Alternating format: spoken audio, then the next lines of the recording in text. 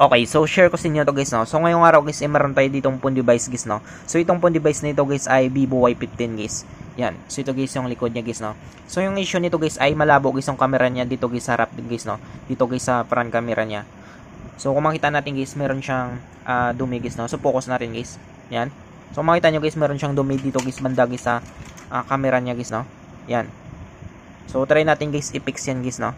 So siguro guys dito siya pumasok guys sa filter niya guys, no. Papunta dito guys sa camera na ito. So dito naman, so dito parang okay pa naman dito sa rear niya. Yan. Sa likod niya guys na camera. So yung gagawin natin guys, check natin guys yung camera nito guys, no. So bubuksan natin to guys. So check natin camera niya. Yan. So kung makita nyo guys, no, sobrang labo guys ng camera niya. So try natin guys sa likod niya guys na camera guys, no. Yan. So dito naman guys ay ano pa naman guys, no. So try natin ito.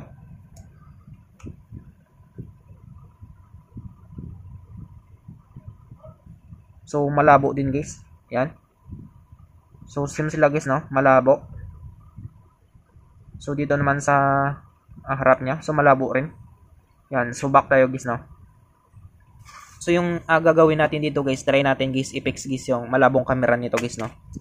So gagawin natin, bubuksan natin ito guys, no. Dito tayo dadaan guys sa motherboard niya. Kahit hindi na natin ano guys, no, tatanggalin guys yung motherboard niya. Dito tayo dadaan. Dito kasi guys yung ano niya guys, no, camera nito. So dito tayo dadaan. So para makadaan tayo dito guys ay bubuksan natin guys yung unit na ito guys, no. So una nating gagawin dito guys ay tanggalin natin guys yung SIM tray niya. Yan. So tabi natin yan guys, no. So para mabuksan natin guys yung phone device nito guys ay Vivo Y15. So dito pwede tayo gumamit guys ng pang opening tools natin or pwede tayo gumamit guys ng Coco natin guys, no. So sa akin guys, prepare ko guys gamitin guys yung Coco guys, no. So papakita ko sa inyo guys kung paano natin guys buksan guys, no. Gamit guys yung Coco natin. Yan. So i-off muna natin.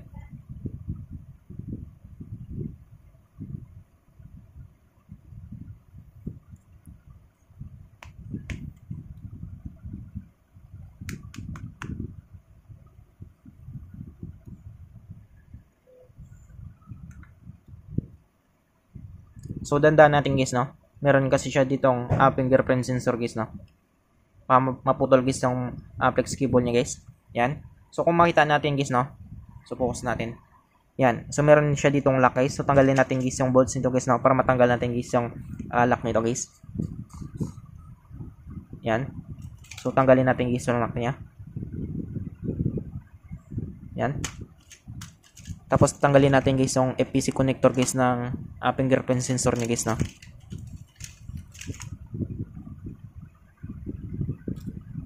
Yan. So ito guys yung loob niya guys, no.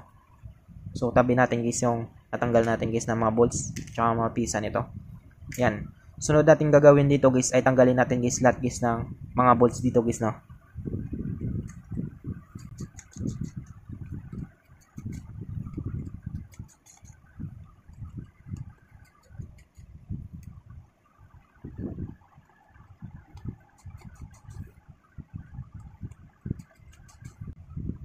So ayan siya guys, no. So natanggal natin guys yung lahat guys ng mga bolts niya. So tanggalin natin guys yung cover guys ng motherboard niya guys, no. Yan. So dito guys sa camera niya guys sa likod guys ay ano naman siya dito guys, no. So ito guys, mayroon lang siyang dumi konti. Yan. So tanggalin na lang natin yan mamaya. Yan. So medyo malinis naman dito guys, no. So yung gagawin natin guys para malinis natin ito guys yung sa harap na ito guys ng camera. Yan, focus natin. Para malinis natin ito guys ay tatanggalin natin ito guys, no, yung cam nito.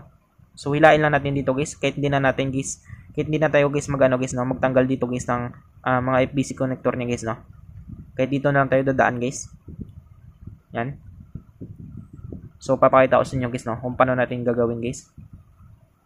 Yan. So hilain lang natin konti, dandan lang guys, no. Yan. So ma-access na natin guys yung camera nito guys, no.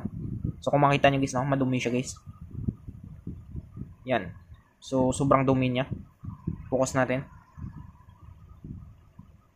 Yan siya guys, no. So madumi guys yung camera nito guys, no. Kaya sobrang labo. Tsaka dito rin, meron rin siyang mga dumi sa loob. Yan. So, linisin natin yan. Yan siya guys, no? Yan. So, papakita ko lang sa inyo guys.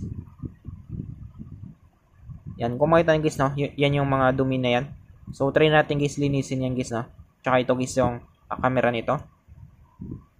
Yan. So, dito guys, ay meron tayo ditong ano guys, no? Camera dash removal stick guys, no? Yan. So, pakita ko sa inyo guys. So, ito guys yung camera dash removal stick natin guys. So, try natin guys yung isang ano dito guys, no? Isang stick dito.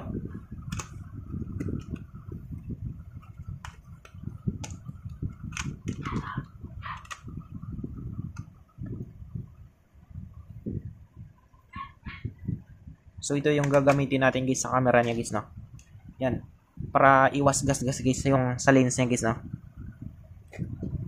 Oops. Wait lang guys, no? Ayusin natin guys yung camera natin. Yan. So, dito guys ay simulan natin guys, no? So, papakita ko rin sa inyo guys kung paano natin guys tanggalin guys yung mga dumi guys sa camera niya guys, no?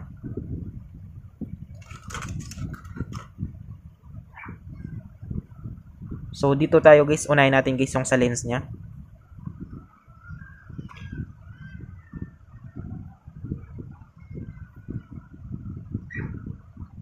So, sa lens tayo guys, no?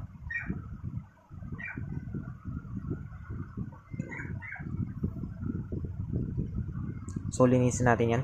So, yung kagandahan dito guys sa camera dash removal stick natin guys ay malambot siya guys, no? Parang guma lang siya guys. Pero, meron siyang parang pangdikit siya guys, no? Pangdikit siya guys sa mga dumi guys. Yan. So, linisin na rin natin guys yung sa, ano niya, sa gilid niya. So, try natin guys, no, kapag effective ito guys yung camera dash removal stick natin guys. Yan. So, kung makita nyo guys, no, so, malinis na yan siya guys.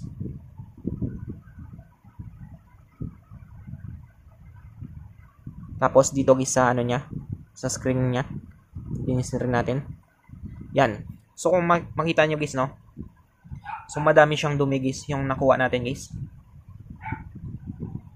So, i-focus natin guys. Yan. So, kung makita nyo guys, meron siyang dumi guys na nakuha guys, no. So, dumaan nito guys sa, ano niya guys, no, sa filter niya guys, papuntang camera niya. So, linisin lang natin. So, maganda pala siya guys, no. Maganda siya gamitin guys sa panglinis guys sa camera guys, no. Kasi ano lang siya guys, smooth lang siya. Dumidikit lang guys yung dumi niya. Yan. So, kung makita nyo guys, no, madami siyang dumi. So, hindi siya makapokus. Yan. So, kung makita nyo guys, ay dumikit lang guys yung mga dumi niya guys, no. Yan. So, maraming siyang nakuha guys na dumi. Yan. So, maganda pala ito guys gamitin guys. So, kung makita nyo guys, no, malinis yan siya guys. So, sana guys ma-fix natin guys, no. Yan. So, dito naman, linisin lang natin dito.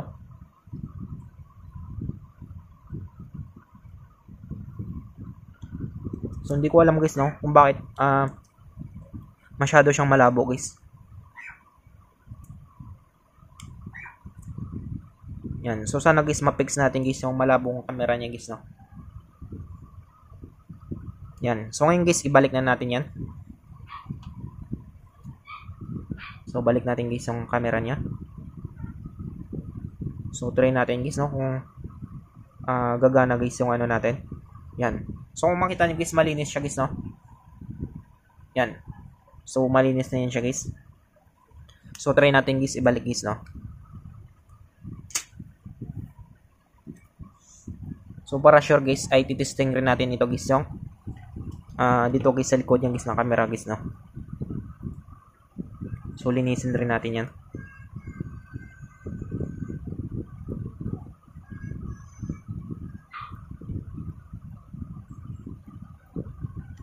Yan. Tapos, balik natin guys yung ano niya. Balik natin guys yung cover ng ano nito, motherboard niya. Tapos, lagyan natin guys ng mga bolts guys, no.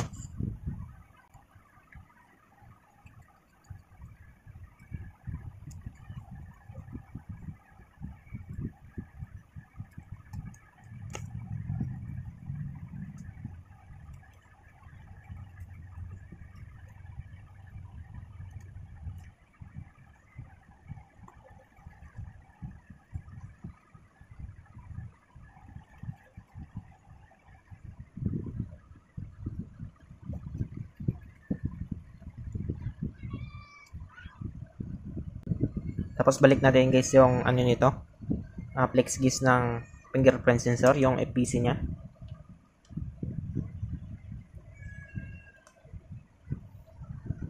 Tapos balik natin guys yung ano niya guys, no, yung lock niya.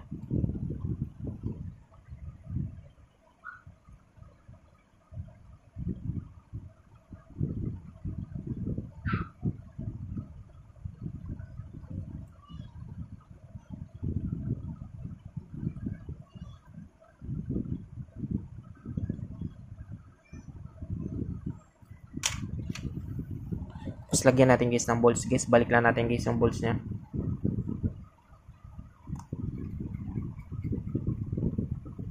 Yan. So balik na natin guys. So sana guys ay ma-fix natin guys yung malabong camera niya guys, no.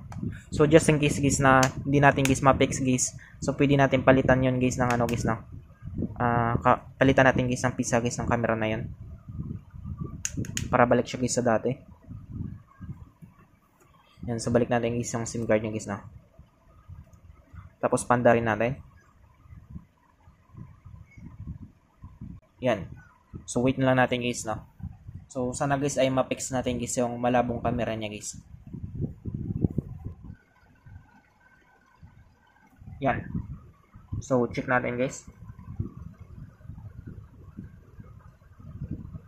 So makita nyo guys, no? So malinis na rin yung pagkatanggal natin guys ng dumi niya. So focus na rin. Yan. So halos wala na siyang dumi guys, no? So try natin guys. So try natin guys yung camera nito.